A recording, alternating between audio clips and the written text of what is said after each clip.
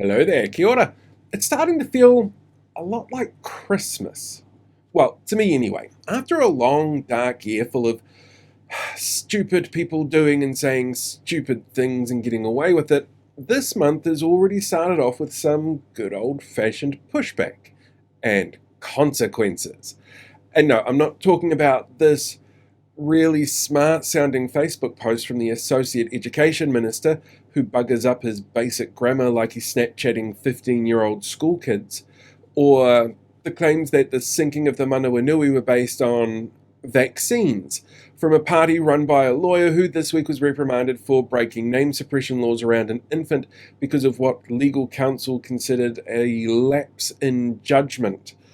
On Saturday night, internal polling was released which showed Labour had surpassed National, that the left bloc of parties were polling better than the right bloc, and that Chippy had again surpassed the CEO as the preferred Prime Minister.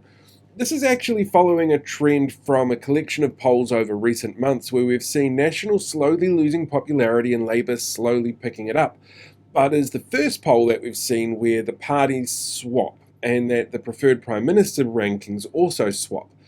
And the first one, since the election, that shows a coalition of left bloc parties is gaining traction with voters after a year of breakneck changes, at the majority of which have either been ignoring advice on the harms that they cause or were implemented so fast that the government assessments in place couldn't be done in time to get an understanding of the actual harms that the laws were going to cause. Then, to add to the mess, I lost a bet. You see, Luxon ended up showing up on Q&A, which I genuinely didn't think he was going to, but he showed up on their last episode. In his half-an-hour interview, he said the line, "What I'm saying to you is," 22 times, slightly more than the number of times that Jack Tame used the line, "Please answer the question, Prime Minister." Now, you can tell it was actually a decent interview because of the number of people who think that woke is an insult, that believe stupid disinformation because they can't do basic research, or believe that a monument to Hitler should be in place. Well, they thought it was unfair that Tame would keep asking the Prime Minister to, answer a question instead of letting him spew his slogans and catchphrases. But even when he did talk, well, he looked weak. He stumbled when asked why he had agreed to the Treaty Principles Bill after Seymour claimed it was never a bottom line for ACT, just days after gloating that ACT had disproportionate power within the coalition, which means one of them is lying about the Principles Bill, and both of them look bad for different reasons around it. He admitted that he'd overseen the degradation of race relations, that everything he doesn't like in terms of fiscal outcomes is Labour's fault, and everything that was set in motion by Labour that he liked was clearly all Nationals doing.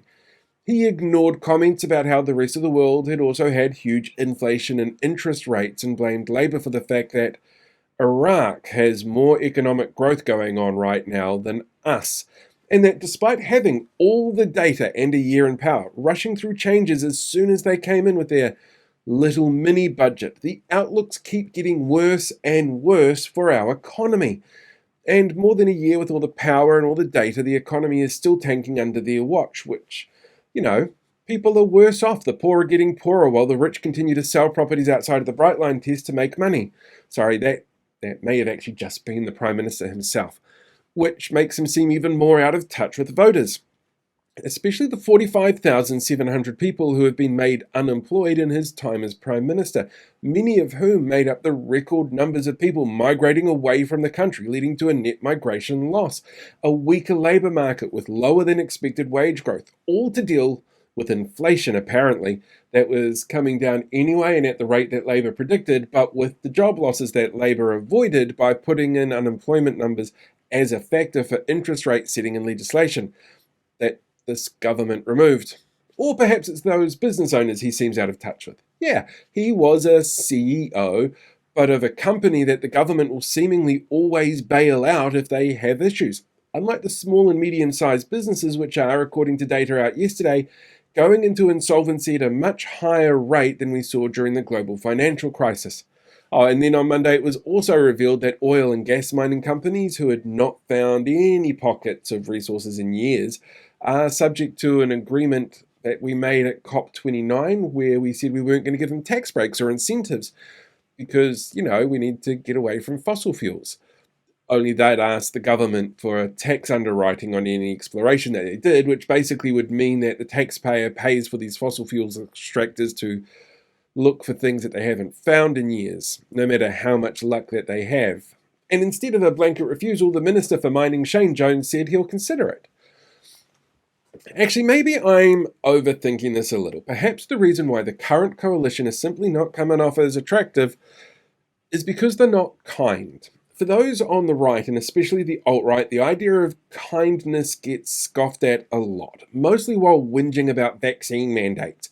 But the reality is, this past year, we've seen little kindness from the coalition. They were needlessly cruel to the disabled community when they cut funding immediately back in March.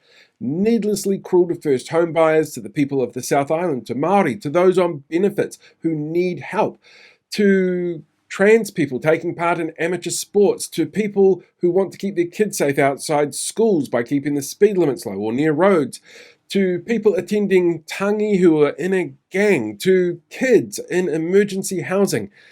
And new research shows that kindness is attractive, which explains why people aren't all that attracted to this crowd. Look, all up though, this past weekend has not been a good one for the current coalition. Over a year of slashing budgets and burning ferries, firing thousands and playing nanny state with our lives and the lives of those around us from young to old, looks to maybe be starting to catch up with them. And the idea of a series of, lingering ghosts coming to scare someone out of touch, disliked, rich, sorted and entitled, well, that definitely feels like Christmas to me.